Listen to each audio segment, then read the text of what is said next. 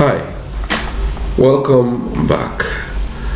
Yes, if you watched the previous clip, you will of course notice that I do not usually make my clips as long as the previous clips. Of course, the previous clip is not too long, given the standards, the YouTube standards, but from my point of view and from my philosophy, the last clip was slightly long, and it's about 8 minutes or so, but it was so because I had to merge two concepts together.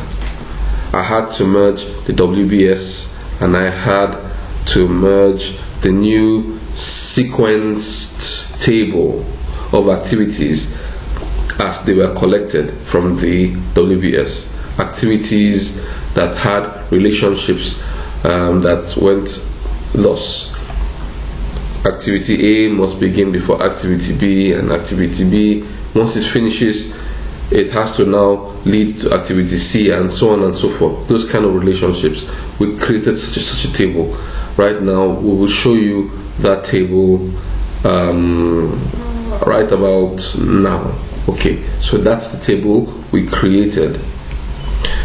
Of course, we're preparing, of course, preparing equipment for the job, for the yard cleanup job. It took 10 minutes to do so, and it's made available on that table as well. The cutting of the grass, all in all, is to take 75 minutes, and that's also on our table, and the list goes on like that until the entire 5 items being addressed are recorded on our table. Now we are going to draw a critical path diagram. Now, okay, I'll show you the critical path diagram that we have made available. Then I will explain step by step what each connection means. Okay, the critical path diagram is up now, and let's start. Now we see the start.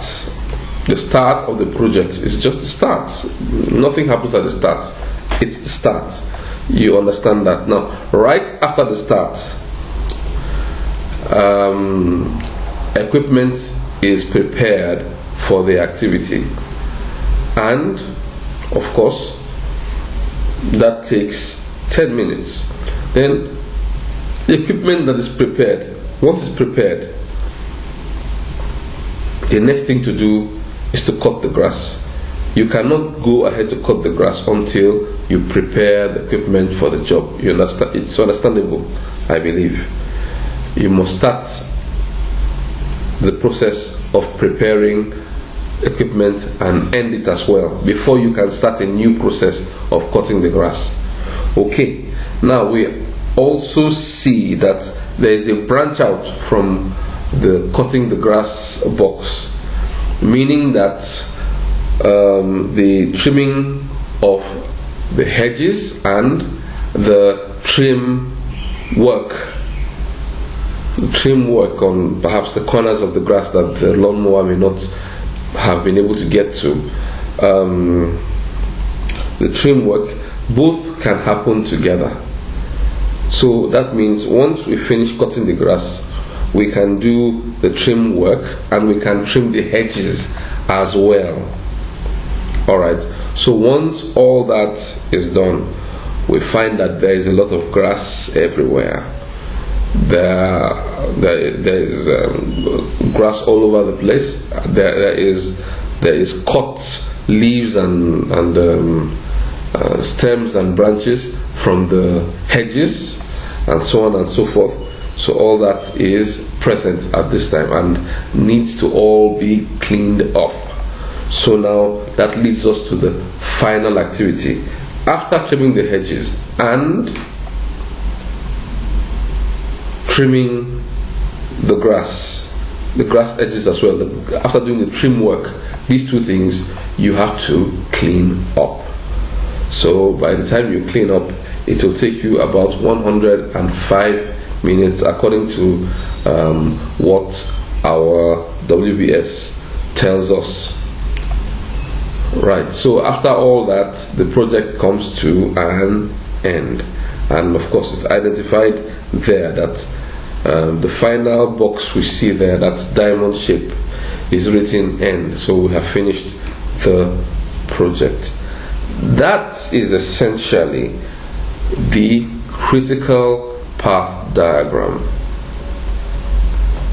That is what it is. It's either called the critical path diagram or the network diagram. It depends on who is telling you about it. They all come out to be the same thing. Now, I'd like to say one more thing. This is not all there is to critical path analysis and the critical path diagram. This is not all there is, but this is a good place to start. This is a good place to start using the concepts as made available here.